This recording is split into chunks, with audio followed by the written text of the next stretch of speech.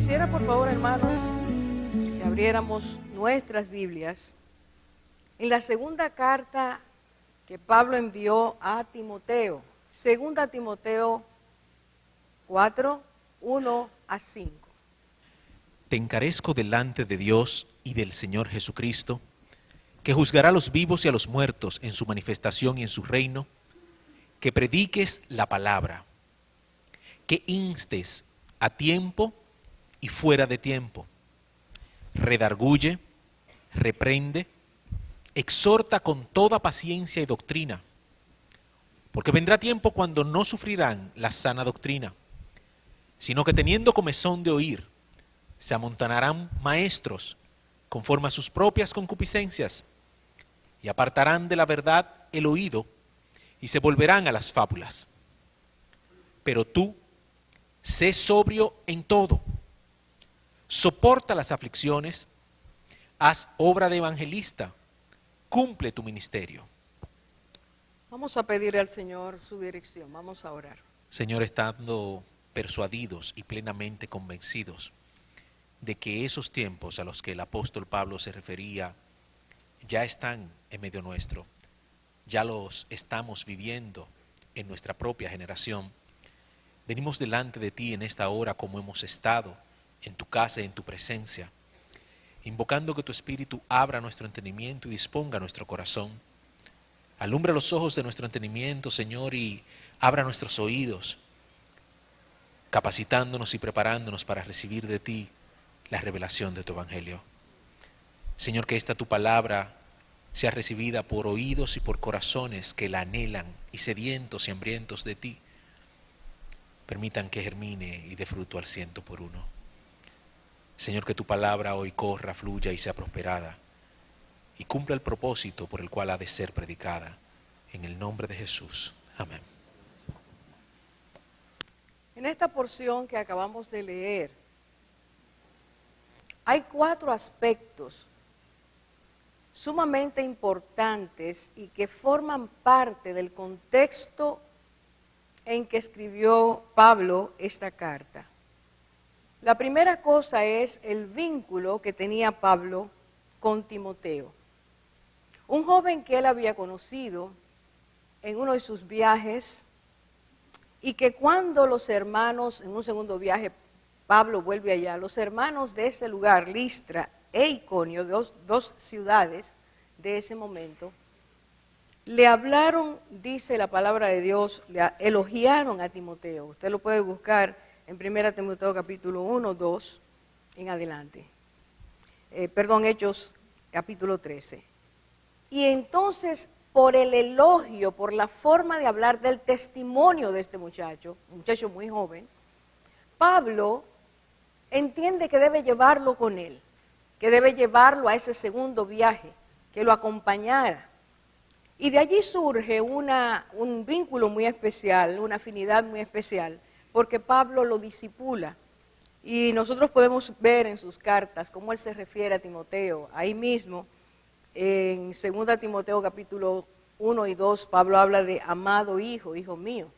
En la primera carta 1:2 dice verdadero hijo en la fe. Había una amistad en Cristo, una hermandad, fraternidad en Cristo muy preciosa entre ellos dos. Cuando Pablo sale de Éfeso, después de haber estado allí más de 2 años, le encarga a Timoteo que se quede en ese lugar con la iglesia que había surgido a través del trabajo y la forma en que Dios había prosperado el trabajo de Pablo. Y entonces él se queda allí. Yo quiero que por favor nosotros veamos estos versículos, porque hay algo allí que necesitamos al estudiar esta carta tener antes para comprender algunas líneas que Pablo estaba tratando de enseñar a Timoteo y que tienen relevancia para nosotros en este tiempo. Yo quisiera que fuéramos a Timoteo, el primer libro, la primera carta, el capítulo 1, y voy a leer esto de esta forma. El versículo 3 dice: como te rogué que te quedases en Éfeso cuando fui a Macedonia, escuche por favor, para que mandases a algunos que no enseñen diferente doctrina. ni presten atención a fábulas y genealogías interminables que acarrean disputas, más bien que edificación de Dios, que es por la fe. Así te encargo ahora. Y entonces quisiera pasar al versículo 6, y él comenta de esas personas, de las cuales cosas, desviándose algunos, se apartaron a vana palabrería, queriendo ser doctores de la ley sin entender ni lo que hablan ni lo que afirman. Cuando Pablo sale de Éfeso, encarga a Timoteo para que esa semilla que andaba por la iglesia del primer siglo no tuviera raíces en Éfeso. Y le dice, yo te encargo que tú te cuides y enséñale al pueblo que no debe llevarse de cualquier enseñanza, que debe tener su firmeza, tener su fe, tener consistencia, no dejarse confundir por aquellos que creyendo ser maestros se han desviado y han torcido la palabra. Entonces ese es el primer elemento, el primer aspecto que tenemos que ver al estudiar estas amonestaciones que aparecen en el capítulo 4. Lo segundo es la condición en que se encontraba Pablo. Pablo estaba, en 2 Timoteo 2:8, dice que está en la cárcel. Está en una de esas largas prisiones por las que él atravesó. Y le dice ahí, no te avergüences del testimonio de nuestro Señor, ni de mí prisionero suyo. Cuando él escribe esta carta, ya Pablo, un anciano, estaba preso. Y desde allí él envía esa carta a Timoteo. El tercer elemento importante en este contexto es la soledad que tenía Pablo en ese momento. Sus amigos, muchos de sus amigos y mejores compañeros de ministerio lo habían abandonado. 2 Timoteo 1:15 dice, los que estaban en Asia le habían vuelto la espalda, y menciona 2 de ellos. En el capítulo 4, versículo 10, dice, Demas se fue al mundo, me abandonó. Ese era uno de sus compañeros de ministerio. En el versículo 4 dice, Alejandro, el que tiene por oficio calderero, me ha hecho mucho daño. Había personas que en esa condición de Pablo le habían hecho daño. Así que este hombre está en la cárcel por amor a Cristo, por dar el testimonio de su palabra. Sin embargo, él está sufriendo esas cosas que duelen cuando el ser humano, aquellos que amamos, nos traicionan. Y en el versículo 11, como Dios siempre es precioso y tiene siempre solución para nuestros problemas, en el versículo 11 dice, solo Lucas está conmigo. Lucas era médico, Dios permitió que estuviera con él, que lo acompañara. Y por supuesto Pablo tenía al más grande de todos, el que nunca nos deja solo, que era Jesucristo.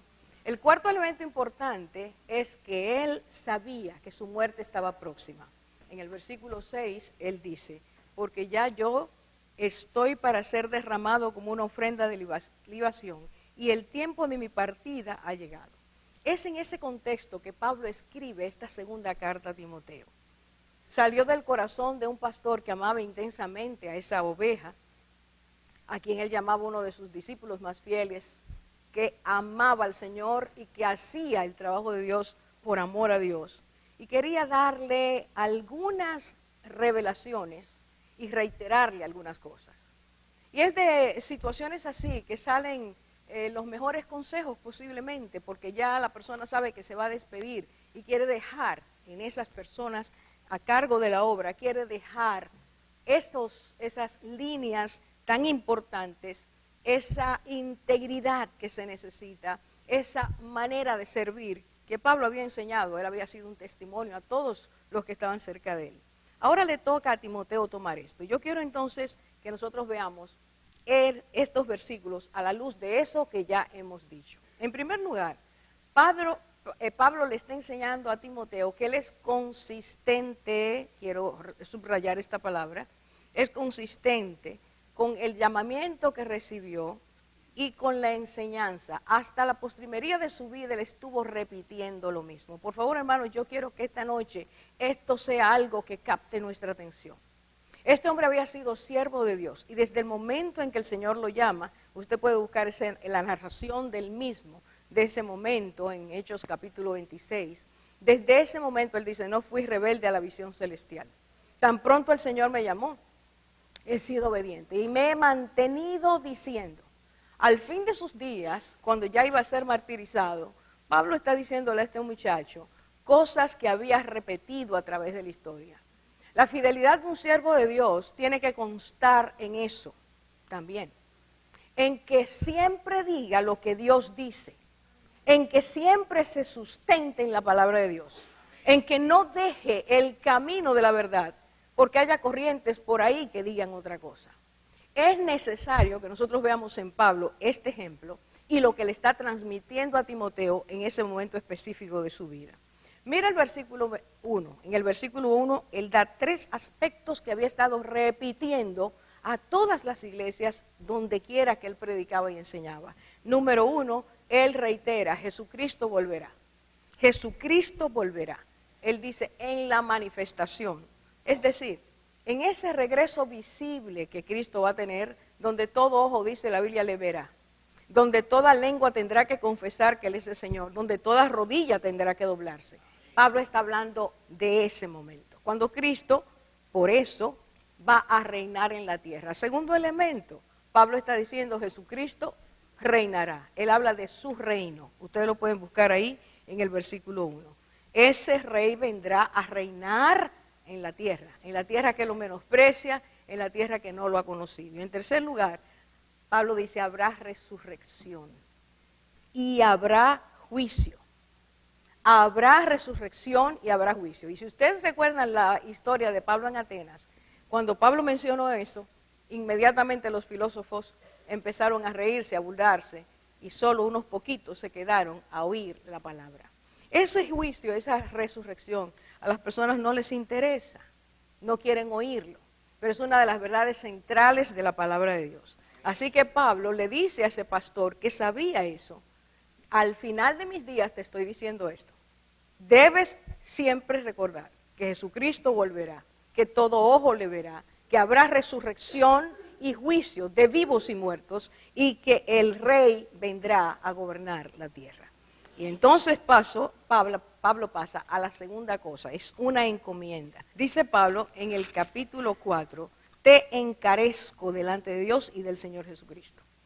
¿Qué significa la palabra encarecer? La palabra encarecer quiere decir algo que se insiste al decir y que se eleva a un valor muy alto, algo que se recomienda y que se espera que con urgencia se acepte.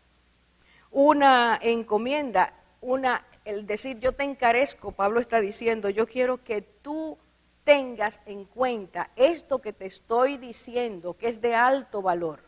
No lo puedes olvidar, tienes que retenerlo en tu corazón. E inmediatamente dice, y es Jesucristo, delante de Él como testigo te lo estoy diciendo. ¿Qué es lo que le encarece? Que prediques la palabra. Que prediques la palabra. Timoteo, escucha, yo estoy en la cárcel y por predicar la palabra estoy aquí. Pero yo te estoy diciendo desde este lugar, de una cárcel romana era una cosa terrible. Era algo que además de denigrar a la persona, lo colocaba inmediatamente en situación de enfermedad si había entrado sano. Porque solo había un hoyito arriba para que le entrara un poquito de luz a la persona. Allí estaban infectados de toda clase de alimañas. Era entrar a una persona para que sufriera, para que se sintiera nada, indigno. Y Pablo está diciendo, desde este lugar yo te estoy diciendo, insisto, yo te encarezco, sigue predicando la palabra. ¿A qué palabra se refería Pablo?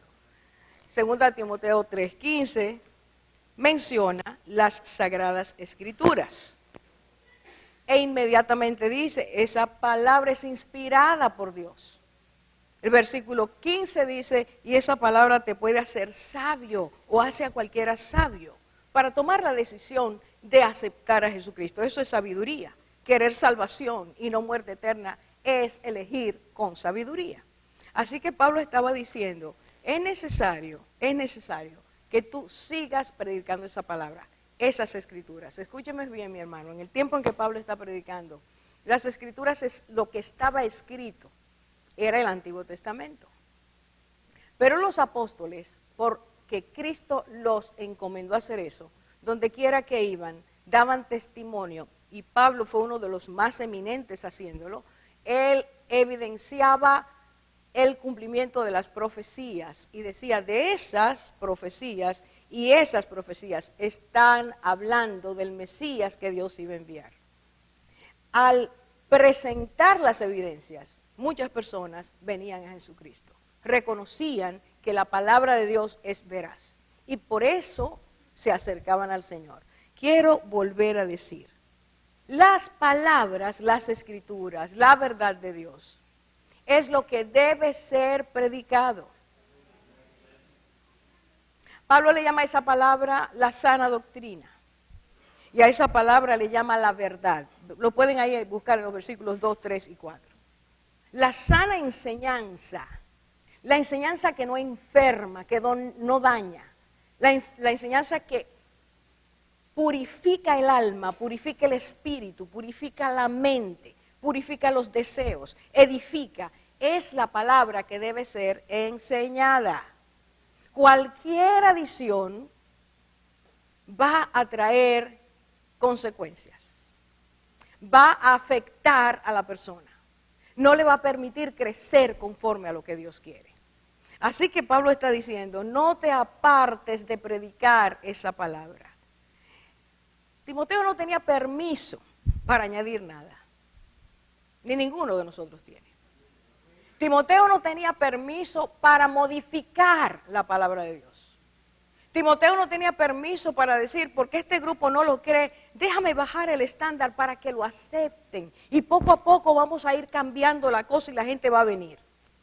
La palabra de Dios es una sola, esa sola tiene que ser predicada. No puede ser cambiada, no puede ser editada. No puede ser que nuestros deseos estén por encima de ellas. Y Pablo le está diciendo a este muchacho, antes de ir a la muerte, de ser decapitado, como dice la tradición que fue por los romanos, este hombre está diciendo, predica la palabra. Por favor, ¿qué fue lo que Pablo le dijo a Timoteo cuando él iba a salir de Éfeso? Quédate aquí para que enseñes a aquellos que enseñan una doctrina diferente. ¿Cuál es la sana doctrina? El peligro siempre ha estado y no va a dejar de estar hasta que Cristo venga.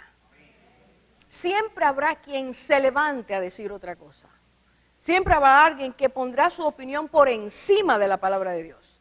Pero el comando del Señor y de sus apóstoles a través del tiempo fue predica la palabra. Entonces, lo próximo que hace Pablo es decir que instes a tiempo y fuera de tiempo. Instar quiere decir apremiar, quiere decir insistir, repetir. Y se espera que eso que se diga, que se repite, se haga con vehemencia, con fervor. Pablo le está diciendo, predica, yo te insto a que tú prediques esa sana doctrina. Y le está diciendo, no puedes decirle al pecador, mira, si tú crees, considera lo que dice el Señor. A lo mejor, si tú lo piensas y lo razonas, le está diciendo, predica la palabra. Te insto, te ruego a que lo hagas, porque esa persona está en peligro, su vida está en peligro. Tiene que dolerte que se muera sin tú haberle dicho quién es el Señor, quién es el Salvador y qué necesita hacer. Debe, por lo tanto, el que es instado a predicar la palabra, hacerlo, dice, eso es el concepto de la palabra en el que debe ser una persona preparada, debe estar listo, debe saber cómo hacerlo. Pablo le está diciendo, yo te ruego que tú prediques la palabra, pero te insto a que lo hagas como debe ser hecho. Debes prepararte para entregarla. No se trata de improvisaciones, se trata de que tengas una comunión con Dios, que le pidas al Señor que te llene, y cuando Él te llene, tú podrás dar. Pero le dice, hazlo a tiempo y fuera de tiempo. Y mucha gente ha tomado esto para decir, no, hay que hablar como sea. Y lo que está en la idea, en el pensamiento de Pablo, por medio del Espíritu Santo, es que nosotros estemos preparados para declarar la palabra, cuando las situaciones van bien en nuestras vidas y cuando no van bien.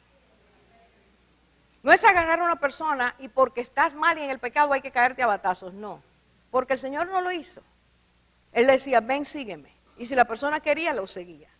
Pero es que usted y yo le digamos.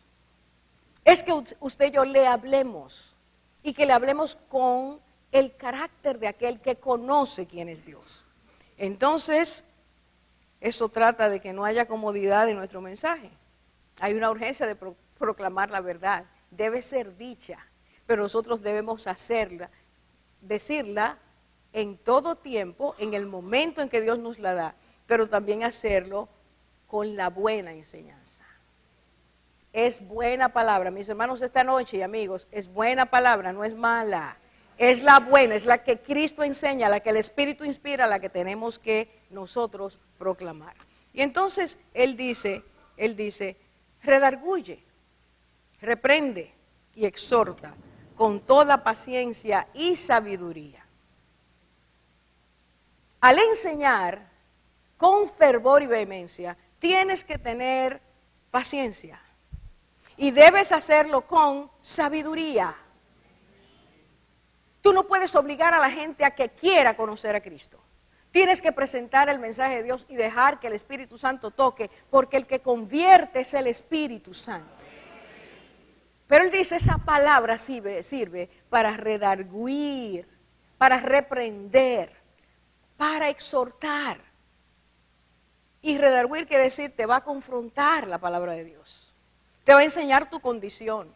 Va a ir a lo más profundo de tu ser y te va a traer de lo más profundo de tu ser cuál es tu condición. Pero esa palabra también reprende. Reprende. Y esos son los pedazos que no nos gustan. Por eso aquellos discípulos del Señor decían, dura es esa palabra, no la podemos oír. Es dura porque me está hablando de mí, de cómo yo estoy, cómo Dios me ve, cuánto yo lo necesito. Y si no me arrepiento, Él dice claramente, no puedes tener salvación, vas a perecer. Es por eso que Dios me lo dice como es, no lo dibuja, no lo desvía, no lo corrompe, lo dice tal y como es. Esa palabra exhorta. Y exhortación quiere decir muchas veces animar y otras veces quiere decir es un consejo el que te doy. Así que la palabra de Dios tiene el poder para hacer eso. Esa es la palabra que Él dice, predícala como es, porque si no la predicas así, el efecto no será el que Dios quiere. Hermanos, no le quitemos a la palabra de Dios nada, porque si se la decimos a nuestros amigos o a los desconocidos, con un nivel inferior al que Dios dice que debe ser presentada, esa persona no va a conocer al Señor. Ahora, fíjese bien, dar la buena enseñanza tiene dos propósitos. El propósito número uno, que aquellos que no conocen al Señor lo quieran conocer, porque repito, ahí dice, la palabra de Dios te puede dar sabiduría para la salvación que es en Cristo Jesús. Todos nosotros, los que hemos creído en Cristo, tuvimos un momento de lucidez espiritual. Estábamos totalmente enceguecidos, entontecidos, desviados, y la palabra del Señor fue trayendo a nosotros fe, y un día decidimos conocer a Cristo. En ese momento la sabiduría de Dios nos tomó, nos absorbió, nos convenció, y entonces le creímos al Señor.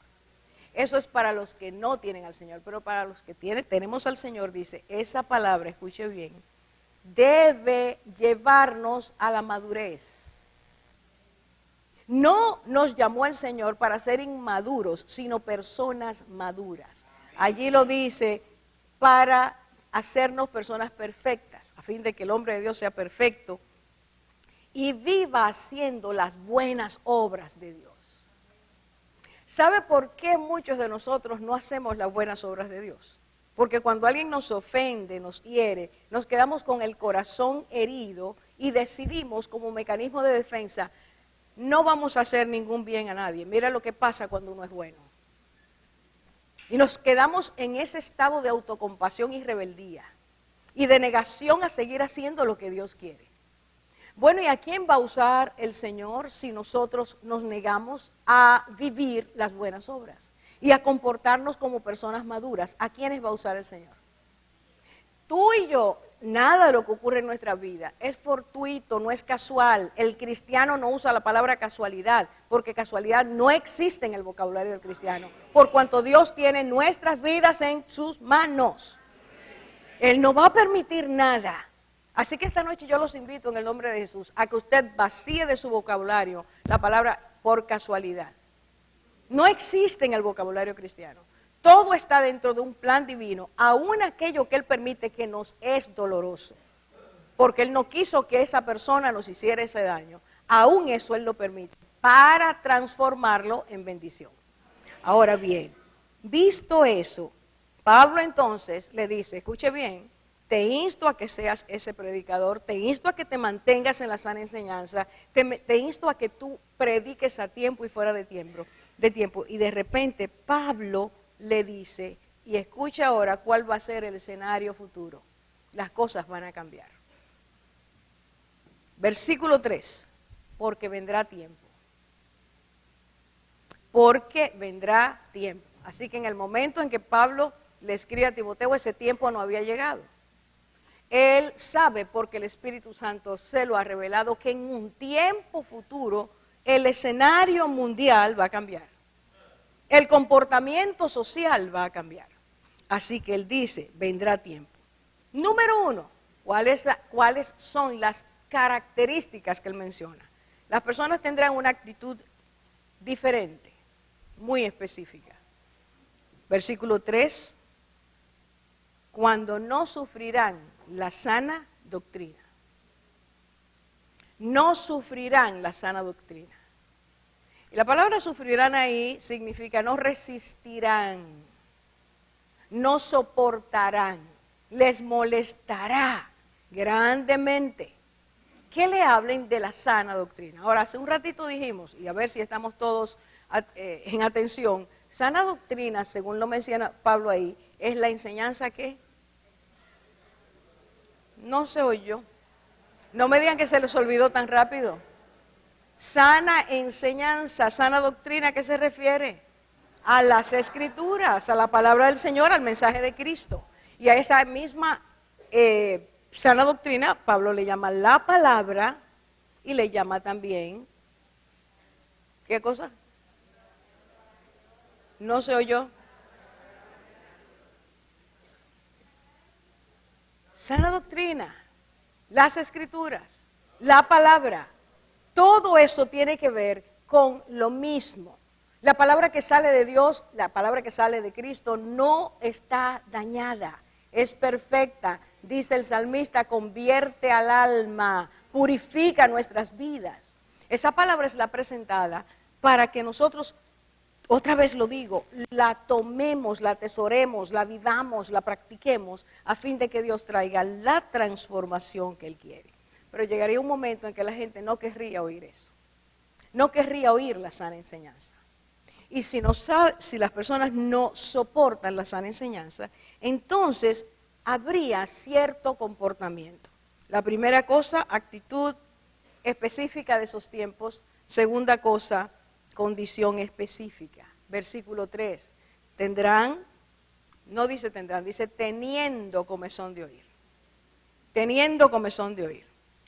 Cuando hablamos de comezón, estamos hablando de una palabra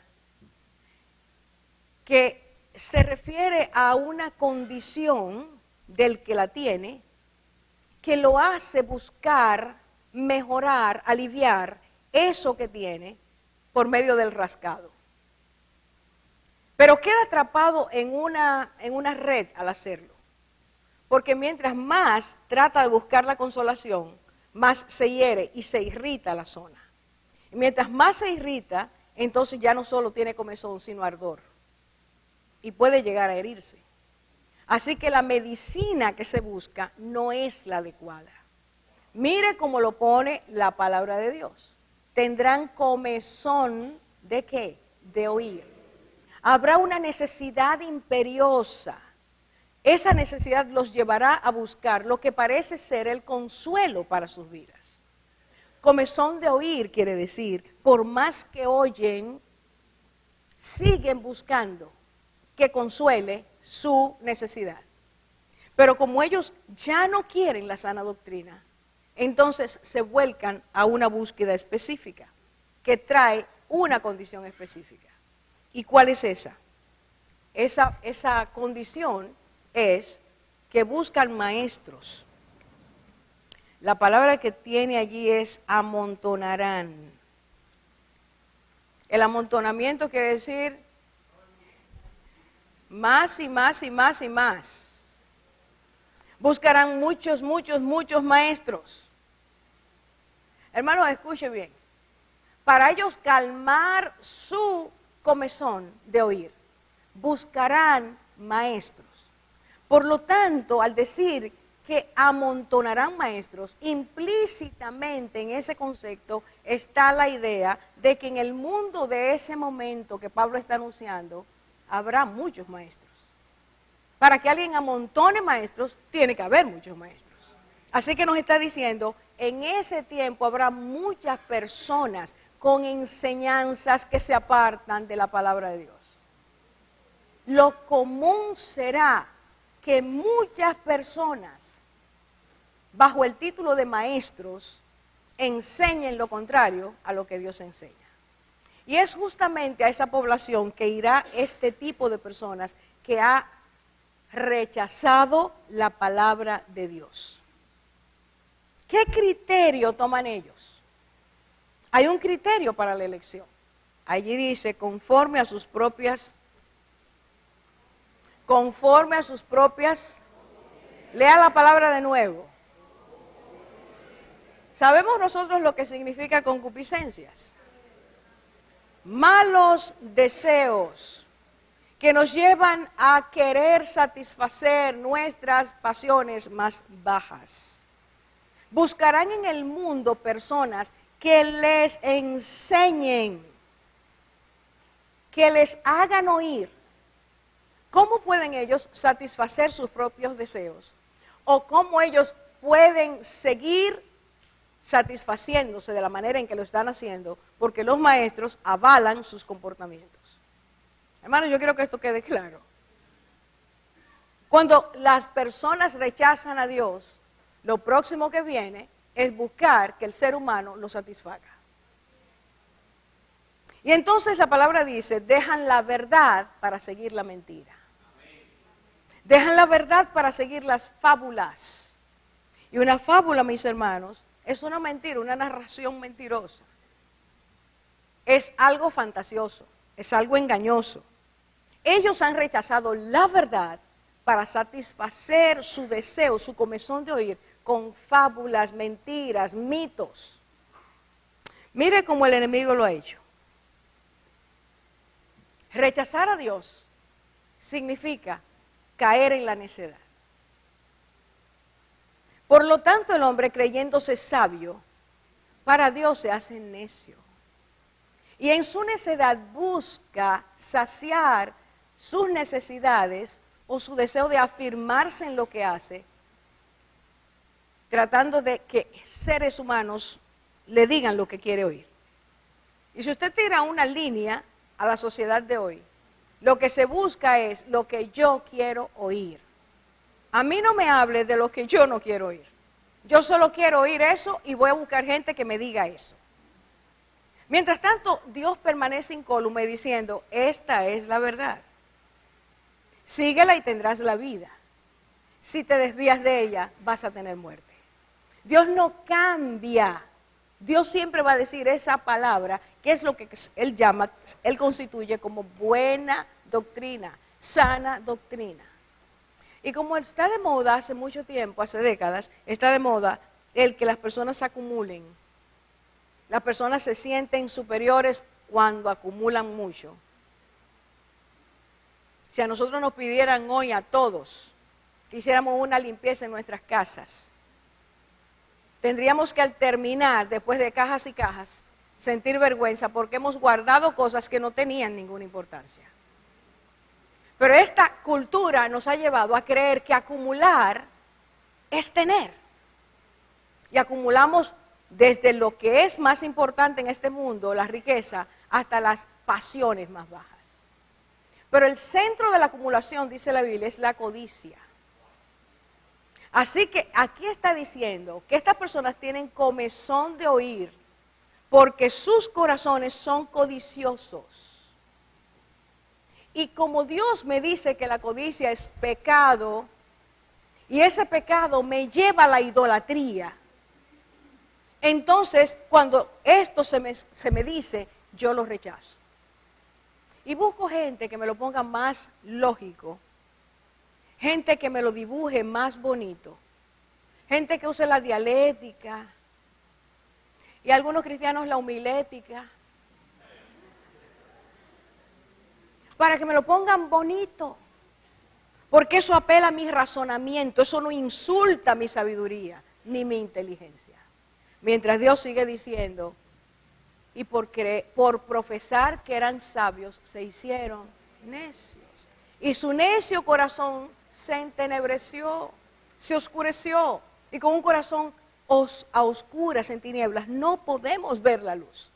Así que la palabra dice, ahí Pablo le dice, buscarán doctrinas falsas porque se apartaron de la buena doctrina. Y buscarán fábulas porque se apartaron de la verdad. Hermanos, ese es el mundo que el Señor nos describe. Ahora, con ese cuadro, por favor, recuerde, predica la palabra de verdad. No van a querer escucharla, la van a rechazar y se volverán a la mentira. Ahora yo creo que usted vea el versículo 5 y dice ahí, escuche bien, pero tú,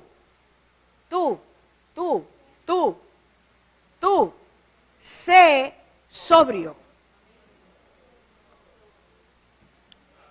A veces, cuando las circunstancias te lo permiten, sé sobrio en todo.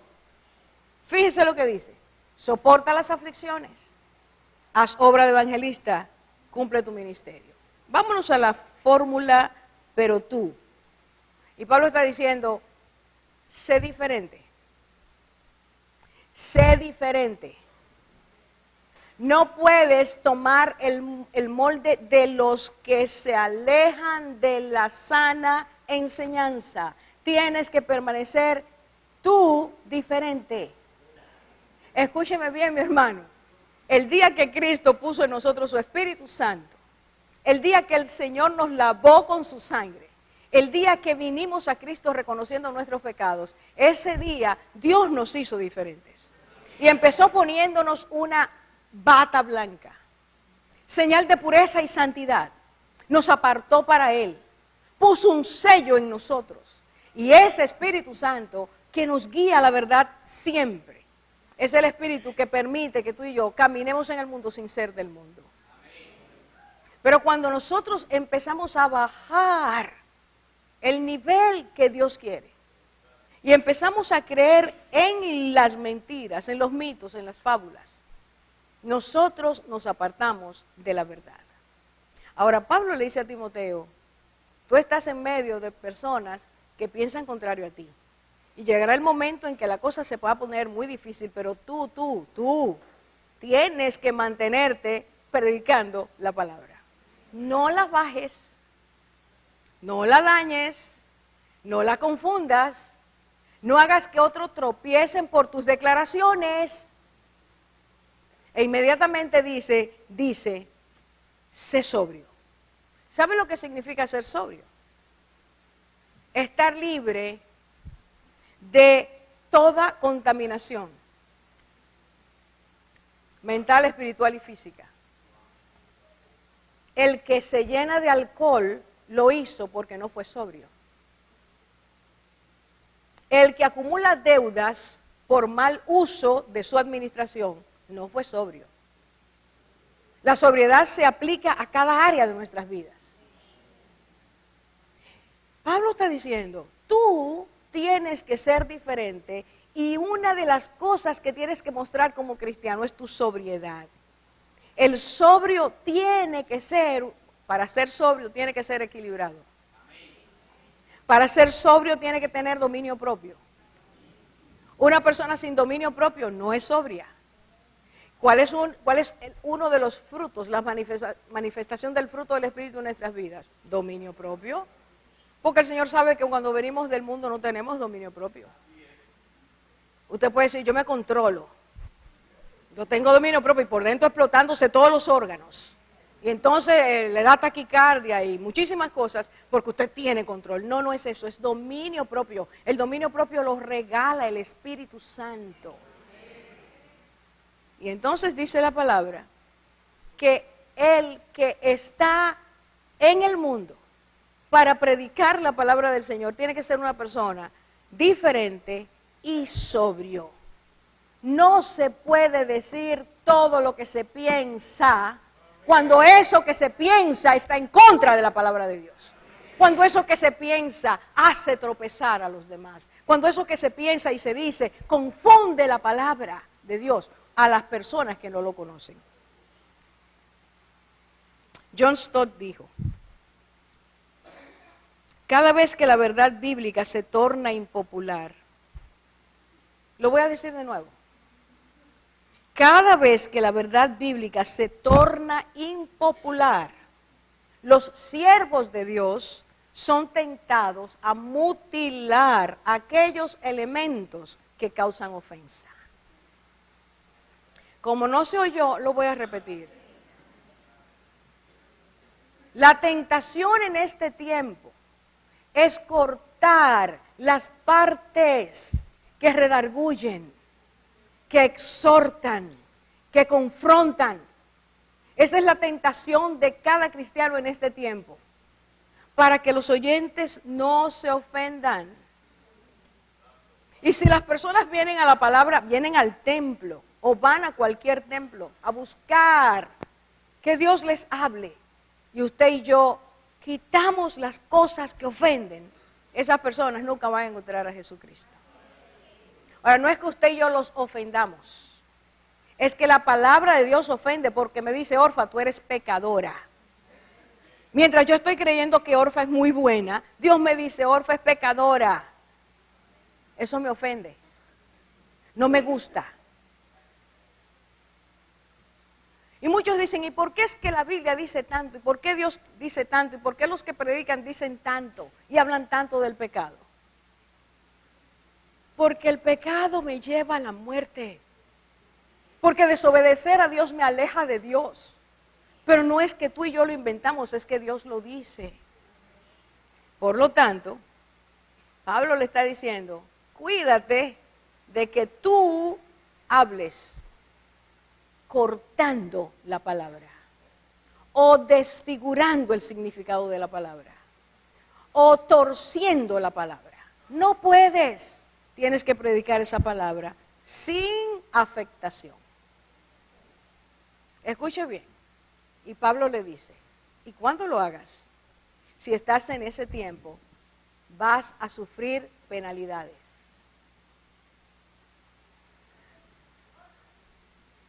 Sufrir penalidades quiere decir que cuando tú hables lo que Dios dice, la gente se va a sentir mal contigo.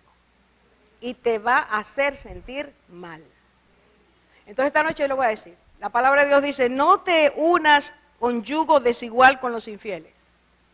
Y no tengas asociación con los infieles, quiere decir que todas las hermanas de esta iglesia que aún no se han casado y los hermanos que aún no se han casado, no pueden asociarse con una persona que pertenezca a las tinieblas. No, que yo lo voy a convertir. No, yo lo tengo bobito, bobita, yo lo voy a convertir. Va conmigo a la iglesia, estamos leyendo la Biblia. Dice el Señor: no te unas porque va a haber problemas. El Señor dice, palabra pura: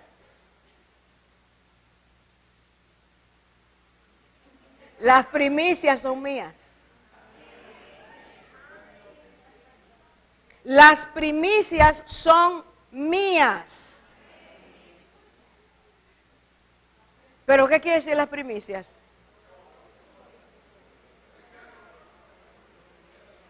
Te verá el domingo, yo voy a ver si ustedes vienen el domingo.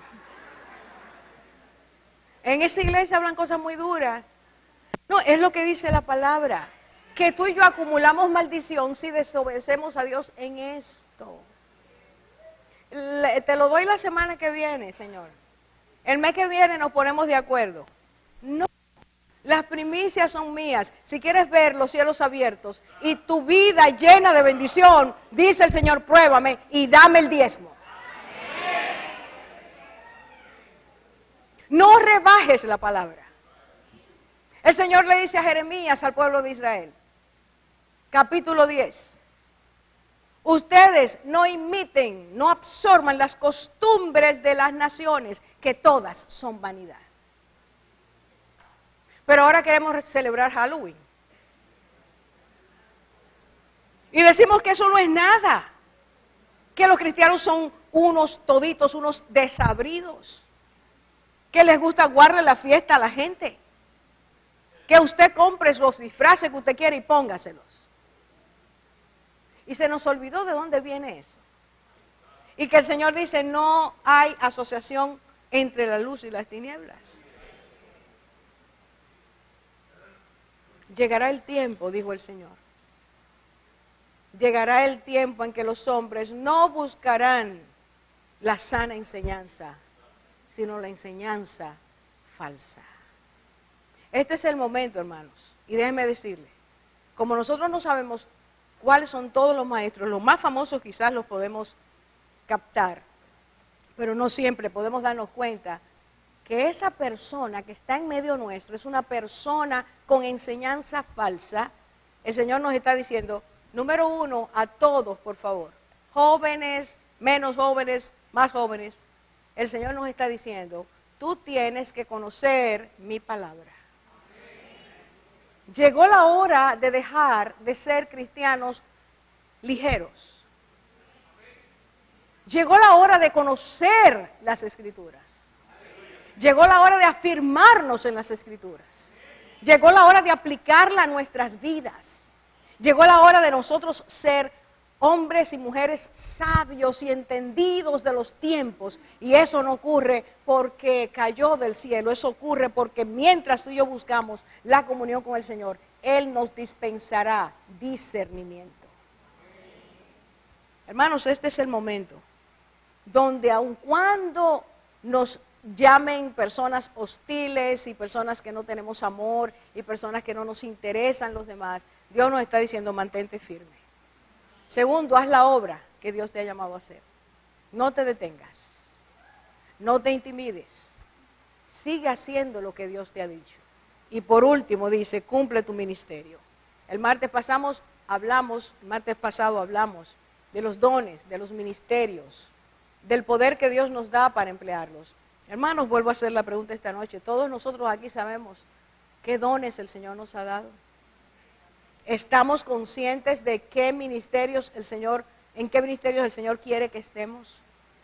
Estamos no solo conscientes del ministerio, sino estamos siendo siervos fieles que entendemos su voluntad. Esta noche, hermanos, yo te hago una invitación. Yo iba a traer varias noticias para proyectarlas, pero sentí en el Espíritu después que no. Yo solo voy a traer la palabra ahora. Y un día yo les voy a enseñar lo que está pasando en la tierra.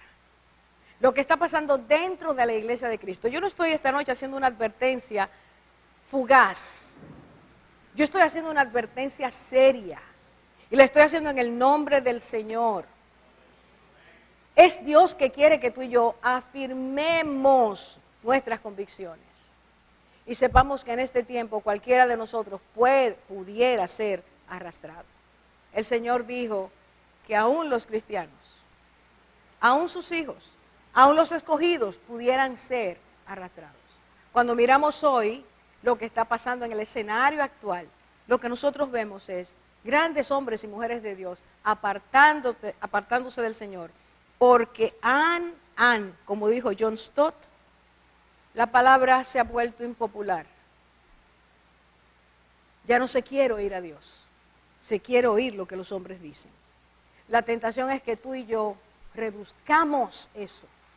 Y Dios nos dejó aquí para ser siervos fieles.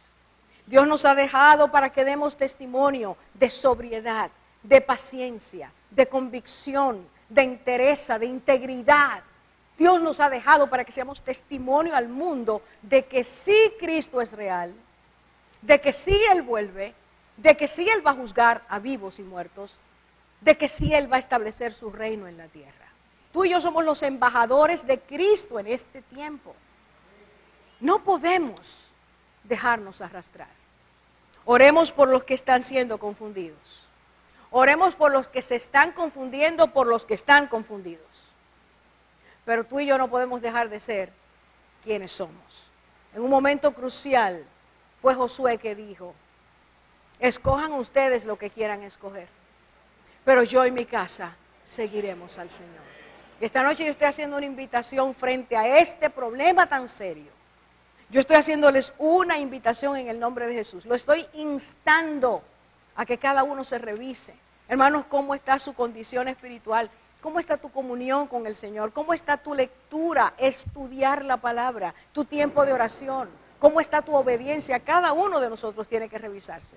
Porque si no, hay un enemigo que está rondando tu vida y está esperando devorarte, dice la Biblia. No está pensando saludarte. Él no va a hacer lo que hizo con Eva. Hola, ¿cómo estás? Él te va a devorar. Es necesario ser sobrios.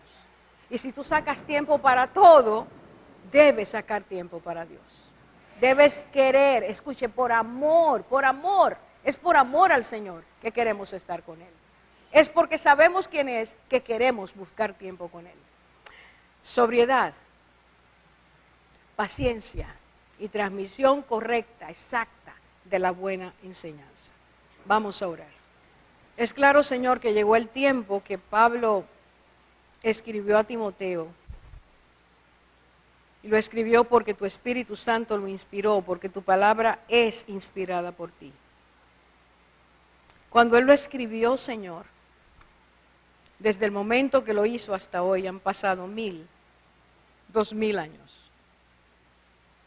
Pero como tu palabra no vuelve vacía, como tu palabra cumple el propósito para el cual tú la envías, hoy nosotros somos espectadores de lo que está ocurriendo. Ante esta verdad, Señor, esta noche, solo tu Espíritu puede convencernos, redarguirnos. Solo tu Espíritu puede enseñarnos que no debemos posponer esta decisión. Que haya una urgencia en transmitir a otros y una urgencia en nosotros estar en ti, en ser sobrios, en ser reverentes, en no quitar ni poner nada que tú no hayas escrito, Señor. Hay tantos peligros. Señor, este es un tiempo tan difícil, mas tú sigues siendo el mismo. Eres el mismo Dios de Abraham, el mismo Dios de Isaac y el mismo Dios de Jacob.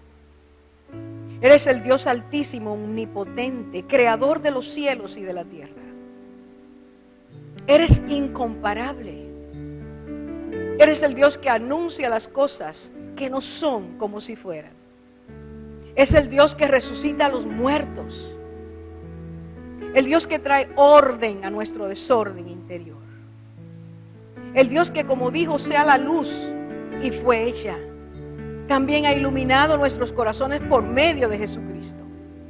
Y esta noche, Señor, no podemos seguir viviendo como cristianos que te desconocemos. No podemos ser de los que buscan calmar la comezón de sus oídos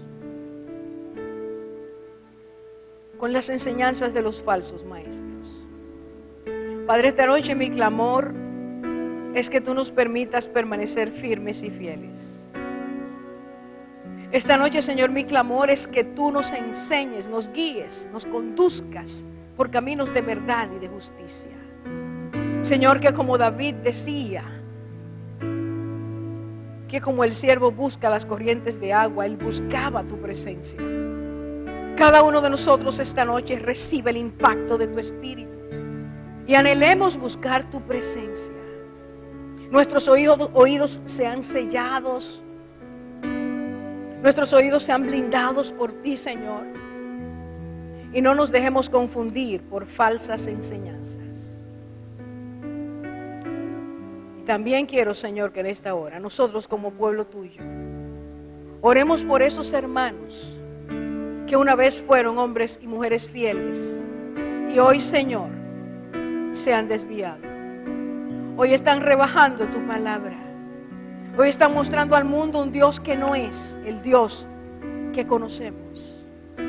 Pedimos por ellos, Señor. Muchos de nosotros hemos sido bendecidos a través de sus enseñanzas, de sus alabanzas, de su testimonio. Hoy nosotros nos levantamos a orar por ellos. Los traemos delante de tu altar, Señor, y clamamos: vuélvelos a ti, Señor. Vuélvelos a ti. Quita todo espíritu de sabiduría humana y convéncelos de que solo tú eres el camino, la verdad y la vida. Oramos por personas a las que el enemigo ha entontecido, oscurecido y todavía no se dan cuenta de su pecado. Es tu iglesia, Señor, la que tiene que levantarse en oración, en arrepentimiento y colocarse delante de esa brecha y decirte: Señor, Señor, hemos pecado contra ti.